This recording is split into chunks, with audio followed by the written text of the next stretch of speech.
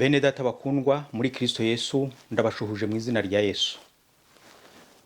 Ubushize rero twaganiriye ku ijambo ry'Imana rivuga kwizera, rivuga ngo ni wizera Imana irakora igitangaza. Ndabasezeranije kuzagaruka tugakomeza ikiganiro cyacu, tugakomeza ubu butumwa Imana yampaye kugeza ku banyarwanda mwese, ndetse ni nayo mpamvu mbaje gusuhuza abanyarwanda bose aho bari. Abanyarwanda bari mu Rwanda, mu gihugu hose, mu ntara zose z'igihugu, abanyarwanda bari mu Burayi, abanyarwanda bari muri Amerika, abanyarwanda bari muri Australia, abanyarwanda bari muri Afrika, mu bihugu bitandukanye bya Afrika, za Kenya, za Tanzania, Burundi, muri Kongo n'ahandi hose, no muri ariya mashyamba ya Kongo, mwese ndabashuhuje mu izina rya Yesu. Kandi ndabasabira umugisha ku Mana, abazagira umugisha wo kumva buno butumwa. Nzi neza ko Imana izabaha umugisha, kandi ubu butumwa bukagira aho bubavana, bukagira aho bubageza. Kuko ntabwo ubutumwa bw'Imana bujya bumanukira ubusa. Ntabwo ijambo ry'Imana rijya ripfa kumanuka ngo rigenda ubusa, ntibishoboka. Ubushize narabivuze, n'ubu ndabishimangira. Ntabwo ijambo ry'Imana rijya rigenda ubusa. Iyo ryaje rikora umurimo waryo. Reka rero dutangire dusenga Imana, kugira ngo Imana ibane natwe, kandi kugira ngo ijambo ryayo rigira icyo rikora mu mitima y'abaza kuryumva. Uwiteka Imana yo mu ijuru, nyir'ubutware n'ubushobozi bwose, uwera w'Isiraheli, Imana ya Abrahamu na Isaka na Yakobo, Imana yaremye ijuru n'isi, ukarema iboneka n'ibitaboneka, Imana se w'umwami n'umukiza wacu Yesu Kristo, ndagushimye, ndaguhimbaje, nguhaye icyubahiro mwami, kubera ko ni wowe uduhaye uyu mwanya mwiza kugira ngo mwami tuvuge ijambo ryawe. Ngewe nkubera igikoresho, weho wivugire Mana, nkubera umugende, maze mwami ijambo ryawe risohoke rinyure muri ngewe, rigere ku bwoko bwawe. Abumva ururimi rw'ikinyarwanda bose, abanyarwanda, barundi n'abahangaza bo muri Tanzania n'abandi bose bumva ururimi rw'ikinyarwanda, ubu butumwa bubagereho. Ndetse n'abatumva ikinyarwanda bazabasha kumva ubu butumwa binyuze mu bundi busobanuro bwa translation. Mwami, abo bose ndabasengeye mu izina rya Yesu, kugira ngo ubu butumwa buzagira umumaro mu mitima y'abazabwumva bose. Urakoze, ndagushimira ku mwuka wawe wera ari uyobora byose kuva dutangira kugeza turangije. Ndagushimye kubyumvise kandi ukoze n'ibirenze ibyo. Ni mu izina rya Yesu Kristo w'i Nazareti byose mbyambaje nizeye, urakoze. Amen. Yes. Rero uyu munsi wa none ndagira ngo ducukumbure, tuganire neza ku ijambo kwizera, kuko ubushize nabaganirije ku ijambo rivuga ngo ni wizera. Niba mwibuka neza,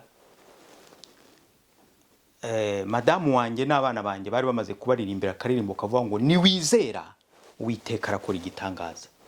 Ni wizera ukemera ubushake bw'Imana, ukemera gushyira mu bikorwa iby'Imana ikubwiye, iby'ijambo ry'Imana rikubwiye, ngo Uwiteka arakora igitangaza. Ndetse twanarebeye hamwe kwizera icyo ari cyo mu magambo make.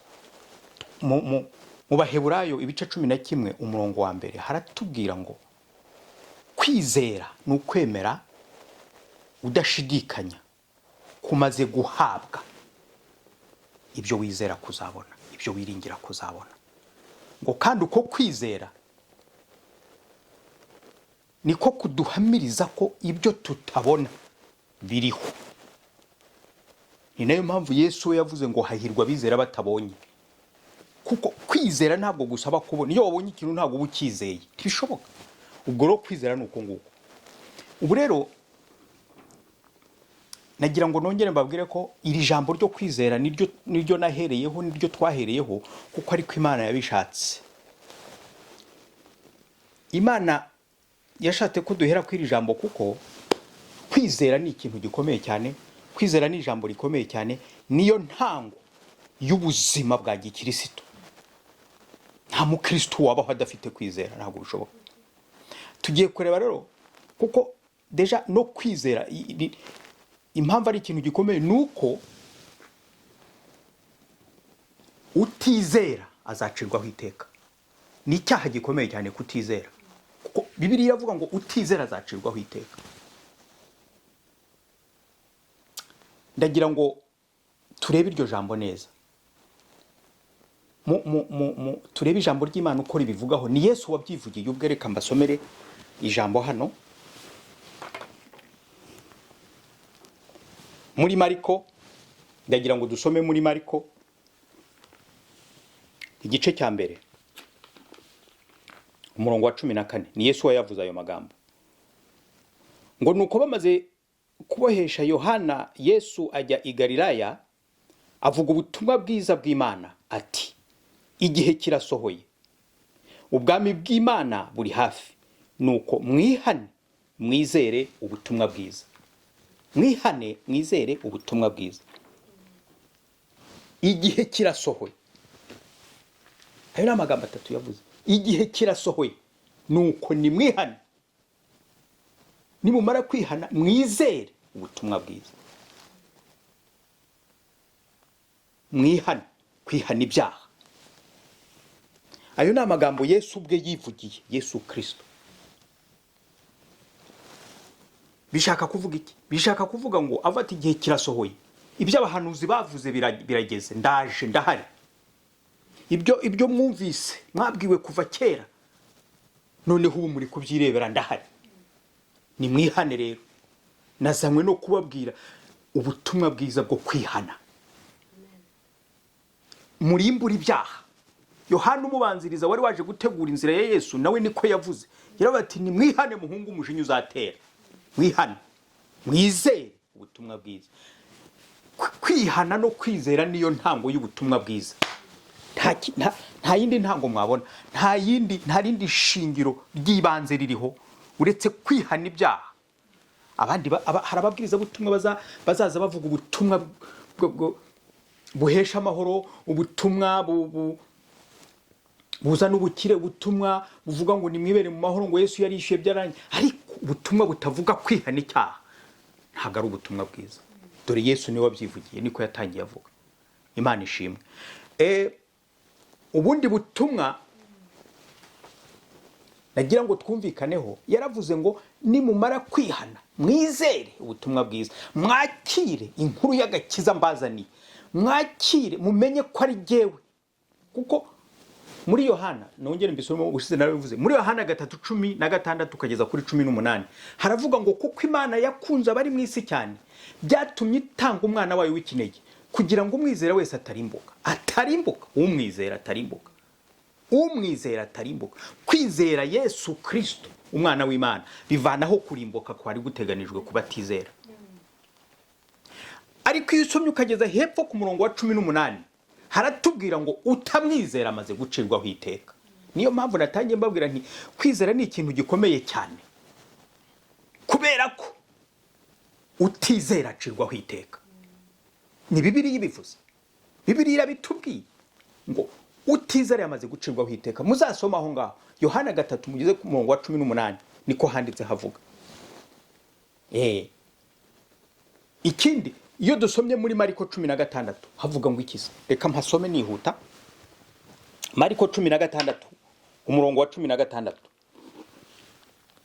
haratubwira ngo Yesu Kristo arababwira ngo mujye mu bihugu byose mwigisha abaremwe bose ubutumwa bwiza.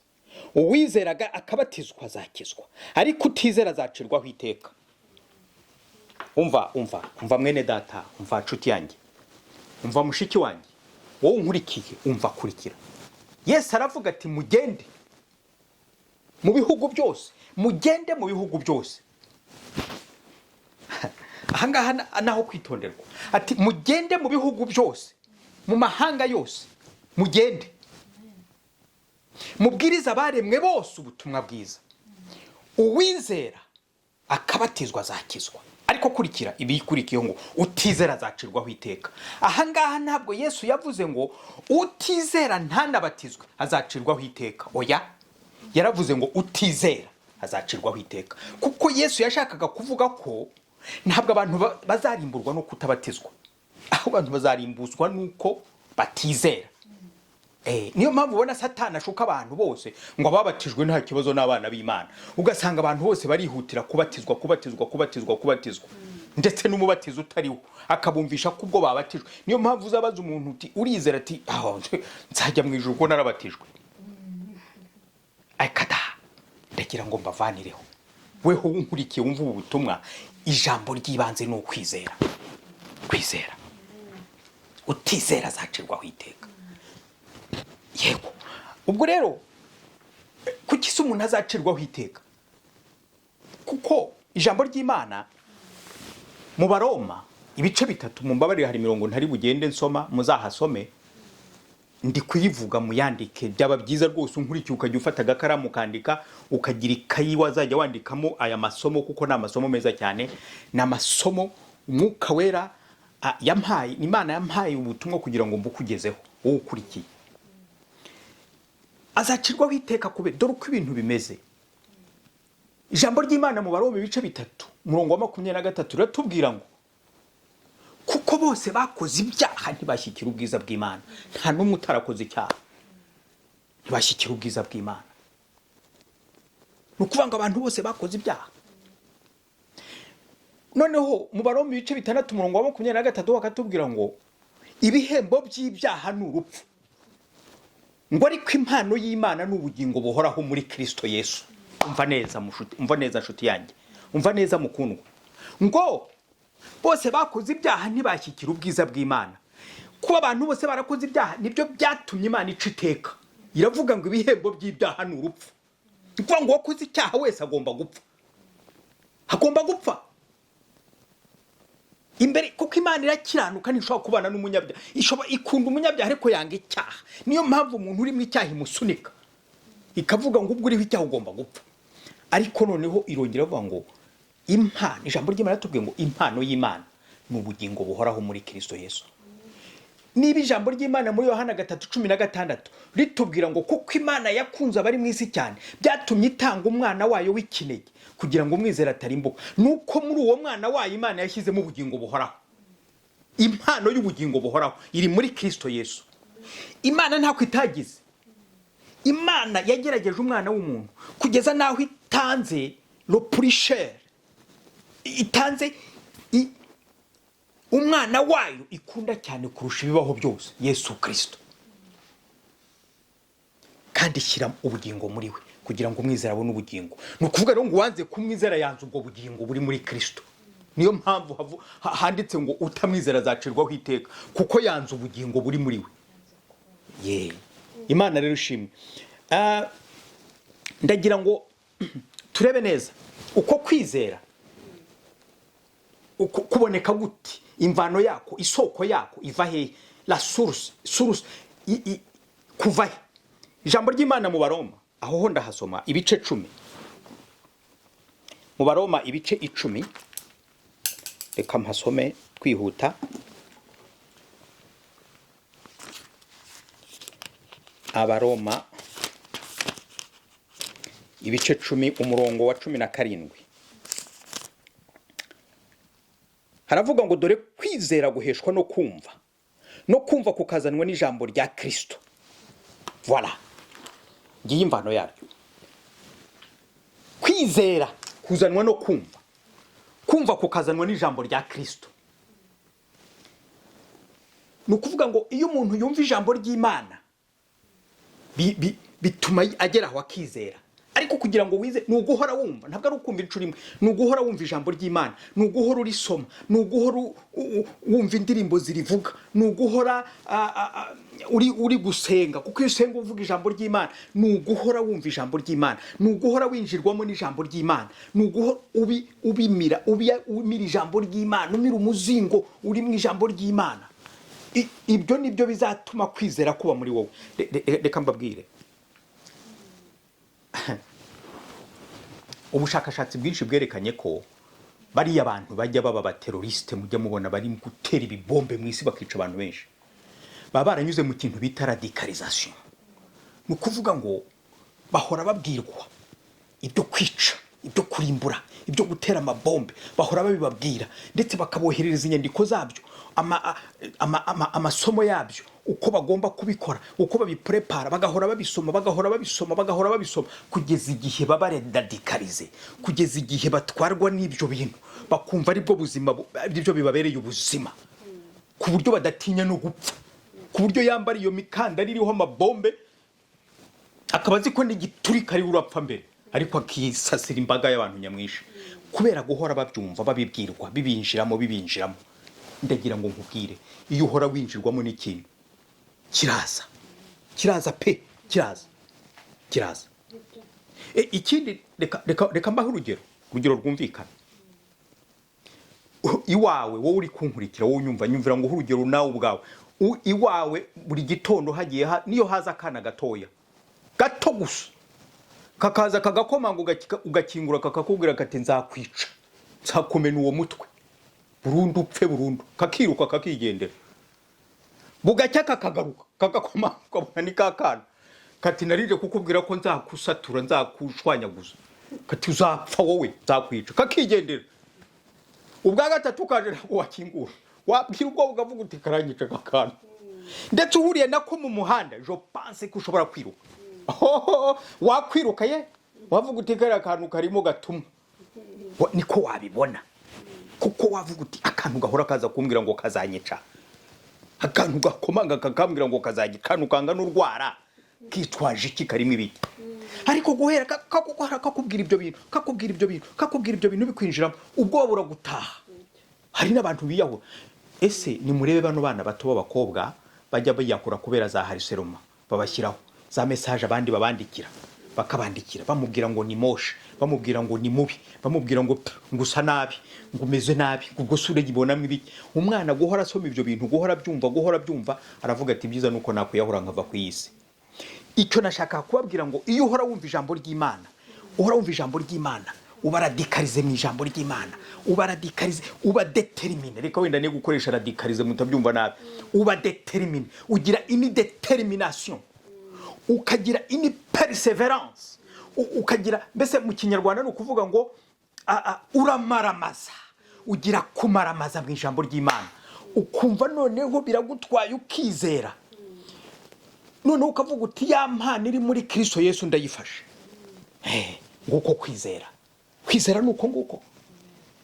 Kwizera nuko nukuvuga ngo nubwo Yesu yampfiriye, Imana yohereje Yesu akamfira, nkaba naragize ayo mahirwe yo kumwibonera ngo mwibonere murebe, ari gupfa ku musaraba, ari kumfira, ariko ndabyemeye kuko ubwo ijambo ry'Imana ribivuze ntirijya ribeshya. Ndabyemeye, sinkeneye kubibona kugira ngo nizere, kuko ijambo ry'Imana ritubwira ngo tugenda tuyoborwa no kwizera, ntabwo tuyoborwa n'ibyo tureba. Kuko kwizera nukuyoborwa n'ibyo tutareba. Imana ibaha umugisha, kandi Imana rwose ibagirire neza. Ndagira ngo rwose duse n'abarezima ibyo bintu tumaze kuvuga. Twumvikanye neza ko kwizera umuntu iryo jambo kugira ngo rijye mu bikorwa hazamo ibice bitatu. Icya mbere ni ukumva, icya kabiri ni ukwizera, icya gatatu ni ukubona igitangaza nk'uko twabivuze. Ko bararirimbye abana baraturirimbira na mama wabo ngo ni wizera ugashyira mu bikorwa ibyo Imana ikubwiye, urabona igitangaza. Ndagira ngo tubyumve neza, ni wizera. Ariko kumva ijambo ry'Imana d'abord. Dore mu Baroma ibice 5:19 haratubwira ngo nk'uko gukiranirwa k'umuntu umwe cyangwa kutubaha k'umuntu umwe kwazaniye bose kuba abanyabyaha, niko kumvira cyangwa gukiranuka k'umuntu umwe kwazaniye bose gukiranuka. Bishaka kuvuga ngo Adamu yaracumuye, bituma twese tumukomokaho tuba abanyabyaha. Ariko noneho Yesu aje nawe aje gusohoza kumvira Imana, gukiranuka kw'Imana, kuko gukiranuka kw'Imana kwari muri we kose. Bivuga ngo we ntiyigeze akora icyaha na rimwe. Rero niyo mpamvu yabwiraga Nikodemo, mwibuke amagambo yabwiye Nikodemo, yaravuze ati utavuka ubwa kabiri ntabwo azabona ubwami bw'Imana. Nibyo aho niho Nikodemo atumvaga. il n'a jamais compris. Niyo mpamvu yavuze ati se ibyo bintu mbwira ko numva bikomeye nasubira mu nda ya mama se nkavuka. Ariko yamubwiraga burya kwihana ugahindura mentality, ugahindura imyumvire, ukavuka bushyashya, ukavuka ku Mana, noneho ukabaho ukomotse ku Mana udakomoka kuri Adamu. Ubu twebwe abizeye Yesu Kristo dukomoka kuri Yesu, twavutse bushyashya, tuvutse kuri Yesu kuko yaratubyaye igihe yatuvanye mu bise by'urupfu rwe turavuka, kuko biratubwira ngo twapfanye nawe tujyana nawe tuzukana nawe. Murabona mwese mundebe hano, murebe hano, urabona iyi Bible mwese mugirebe, dore kizemwe iyi karamu irimo hano, ni nyifunga, dore ni nyifunga gutya, harimo ikaramu, vuga ngo iyi Bible aho yajya hose ni ikaramu izagendamo. Nayijugunya mu mazi nkajya kuyikura mu ya karamu nayo yabikirimo. Mwibuke mu kigisho cya mbere narababwiye ngo umwanya wacu, ndi kubabwira ngo Mose ari kubwira Abisiraheli ngo umwanya, ngo nibagume mu mwanya wabo, bizere gusa bigumire mu mwanya wabo, baraza gutabarwa. Niho naje kubabwira mvuga nti twabizera Yesu Kristo, twabiki gihe twizeye Yesu. Bibiliya iri kutubwira ngo tugume mu mwanya wacu uri hehe. Mu Bakorinto ba mbere igice cya mbere umurongo wa 30 haravuga ngo ndiyo ibashyira muri Kristo Yesu. Umwanya wacu uri muri Kristo Yesu, kuko niho Imana yadushyize, aho niho tugomba kumera. Yadushyizemo igihe Yesu, kuko igihe Yesu yapfaga twari muri we, Imana yari yaradushyizemo. Ndagira ngo mwibuke ko mu Befeso igice cya mbere ijambo ry'Imana riratubwira ngo yatumenye isi itararemwa. Imana yari ituzi, Imana yari yaradutoranije, yari izabazizera umwana wayo Yesu Kristo, kuko yari ibazi, yari yarabashyize muri we, twari muri we. Niba Imana izi yuko n'ubundi wowe uzizera Yesu Kristo n'ubu ngubu urimo, n'ubwo utaramwizera, aharaho niwumva n'ubutumwa urahita uhaguruka wizere, kuko nibyo utegereje. Kugira ngo n'aya magambo twasomye, iyo usomye haruguru hariya mu Barome bice 10 umurongo wa 17, ariko ihereye ku murongo wa 14 ugaruka hasi haravuga ngo bakumva, ngo bavuga Imana bate, bayumva bate, bayikurikira bate batarayibwiwe. Ni ukuvuga ngo umuntu wese akeneye kubwirwa ijambo ry'Imana kugira ngo yizere. Ariko noneho rero navugaga ngo habanza kumva ukabwirwa ijambo ry'Imana. Ijambo ry'Imana rikakubwira ngo Adamu yatumye twese tuba abanyabyaha, ariko Yesu azatuma twese tuba abakiranutsi. Ugahita ubyizera. Iyo byizeye, dore noneho rero kwizera icyo ari cyo, wari urimo ugenda ukumva iryo jambo rikubwira ugenda, ukumva ijambo ry'Imana kubwira ngo aho ngaho uri kujya, ni nk'uwakubwira ngo aho ngaho uri kujya ugiye kugwa mu mwobo. Ijambo ry'Imana rivuga ngo nukomeza iyo nzira urimo wavanye kuri Adamu, iyo nzira urimo uri kugendera mu gukiranirwa wavanye kuri Adamu, wakomoye kuri Adamu kuko uri mwene Adamu, ngo ariko nuhindukira urahita ubona ubugingo, kuko nuhindukira ukareba kuri Yesu urabona ubugingo. Iyo uhindukira ugakora domituru, uko niko kwizera.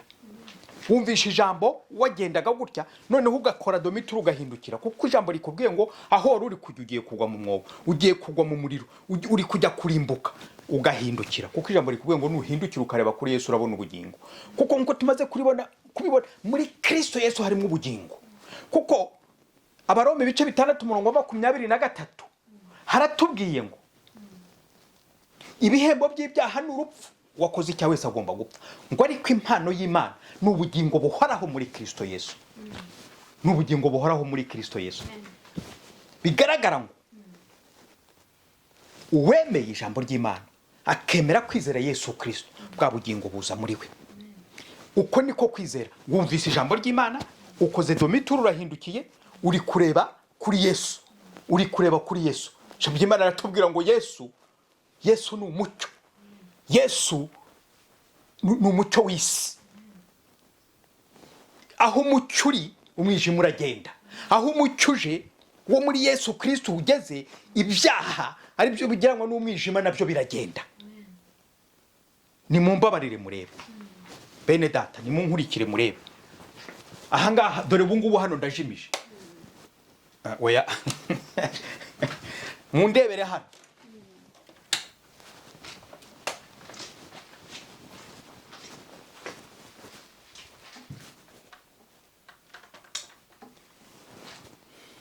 Najimishe.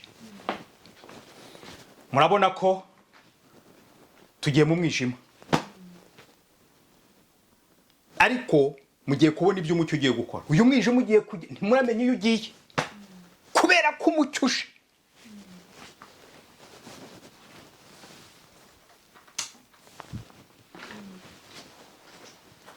Abibonye?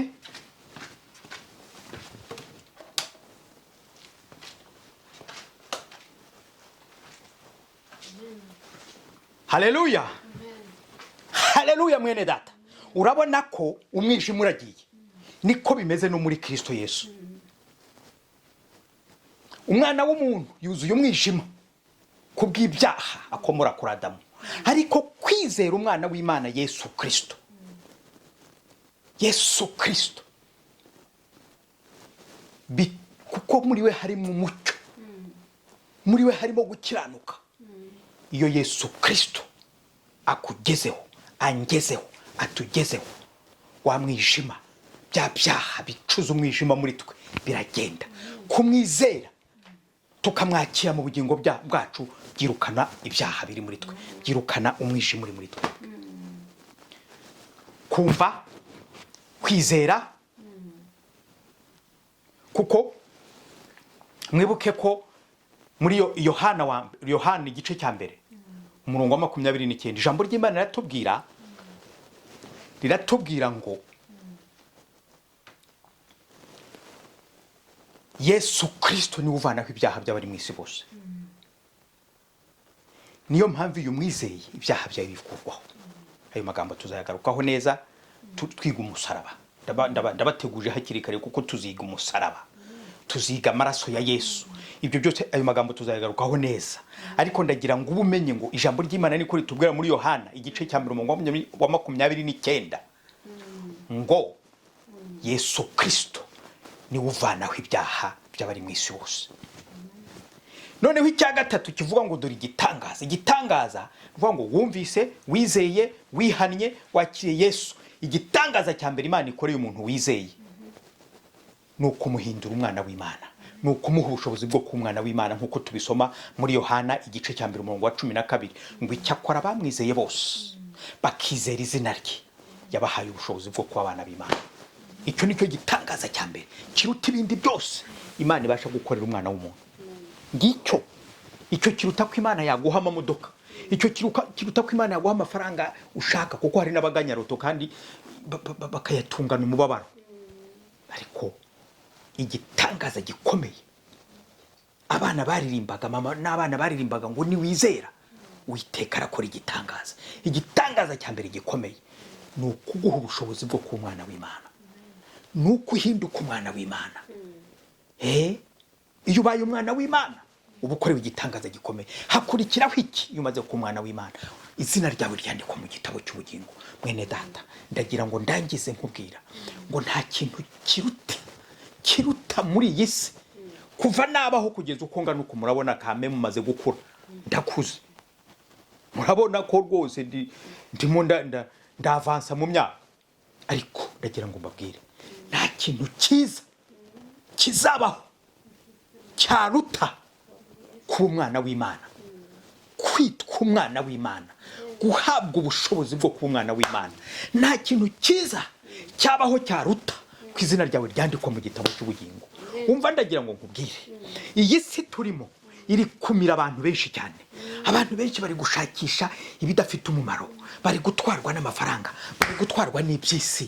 Abantu benshi bari kuva mu byimbo bavuga ngo bagiye gushaka ubukire bw'iyisi, abandi bajya gushaka icyubahiro. Ariko ibyo byose cyose ndagira ngo mbabwire bene data, mwebwe muri kunkurikira, mwe muri kunyumva, aho waba uri hose hirya no hino ku isi, uzakurikira ino video, ndagira ngo nkubwire maramaje kandi nkubwize ukuri kose kuriho. Nta kintu cyiza kizabaho muri iyi si cyaruta kuzabana n'Imana mu bwami bwo mu ijuru. Byamarira icy'umuntu kugira gutunga iby'isi byose, na Yesu niko yavuze. Byamarira icy'umuntu gutunga ibyuzuye ino si yose, ariko akazabura ubugingo. Kuko n'ubundi uzapfa ubisige, abatarabiruhiye bazabirya bicaye banezerewe.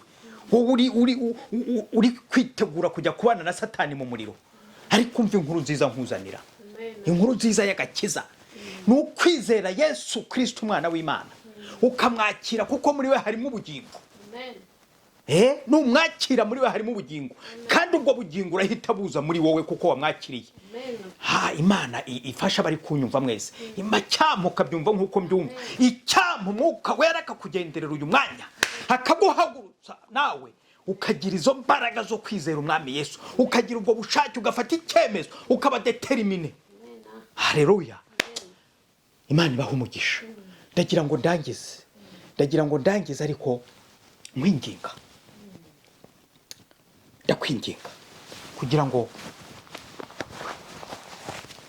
iri jambo wumvise litagupfira ubusa. Iri jambo Imana yampaye kukugezaho, ndagira ngo litagupfira ubusa. Ndagira ngo ahubwo liguhagurutse. Iri jambo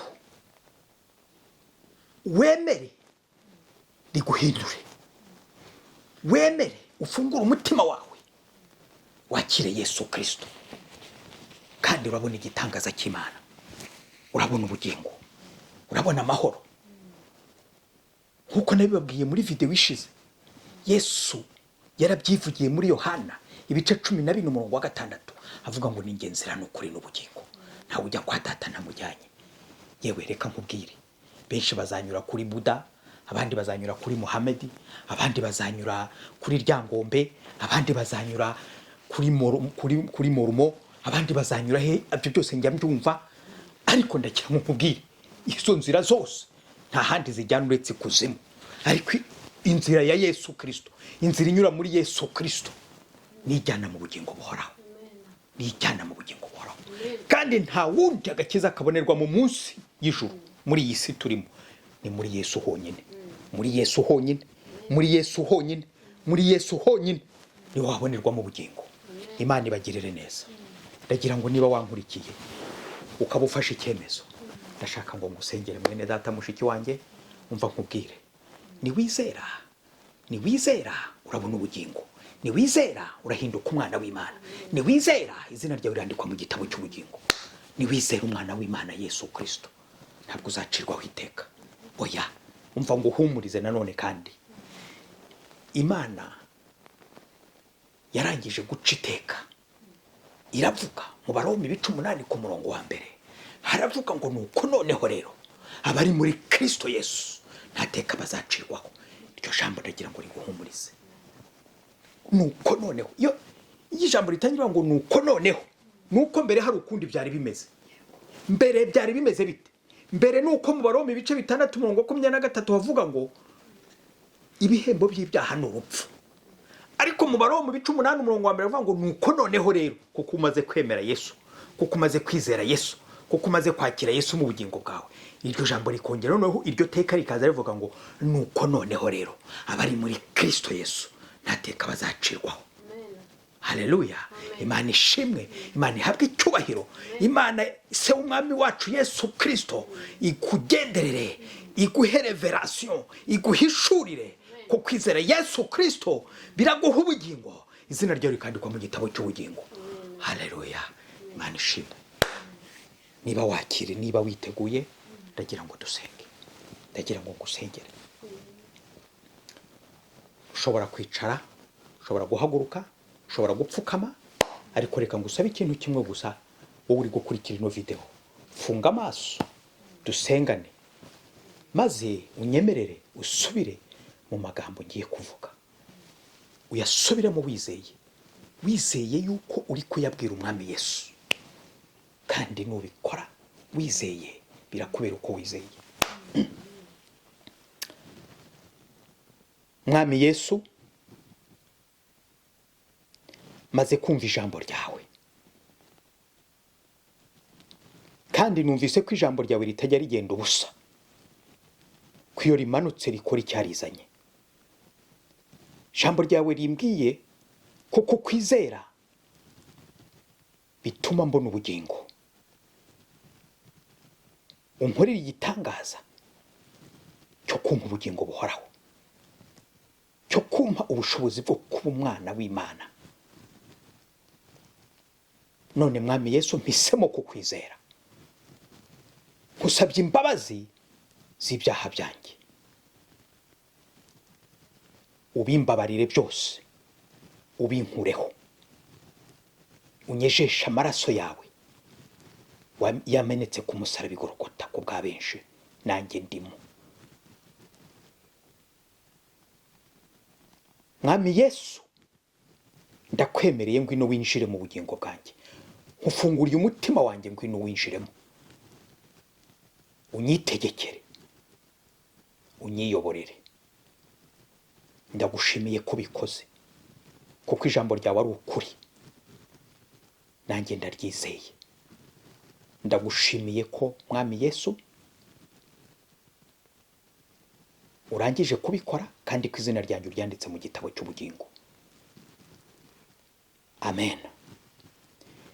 Reka nsengera abakurikiye iki cyigisho bose, abakijijwe barimo bagikurikiye, bakeneye kongera gusubizwamo intege, gusubizwamo imbaraga. Mwese abakurikiye iki cyigisho, reka dusenge turangiza. Uwiteka Imana nyir'ubutware n'ubushobozi bwose,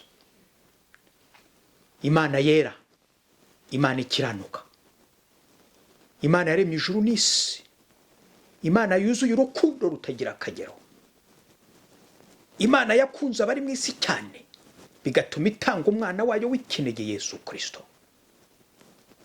Ndagushimiye kubw'umwanya mwiza tumaze twumva ijambo ryawe, kandi ndagushimiye ko iri jambo ryawe rigiriye umumaro abaryumvise bose, rifite aho ribakuye kandi rifite aho ribagejeje. Ndagushimira ko ijambo ryawe bene data bashiki banjye bamaze kumva rihinduye imyumvire yabo, nk'uko ijambo ryawe mu Baroma rivuga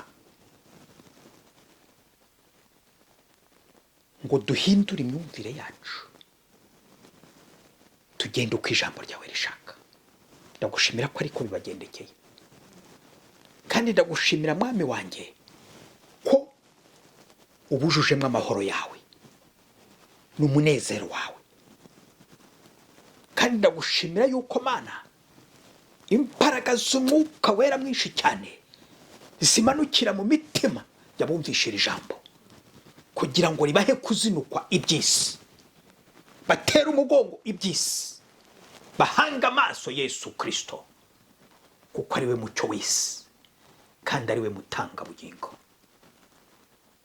Ushimwe Mana ko byumvise, ushimwe yuko warangije kubikora, ndetse ukoze ibirenze ibyo dusabye. Ni mu izina rya Yesu Kristo watubambiwe ku musaraba igorogota byose mbyambaje nizeye. Amen.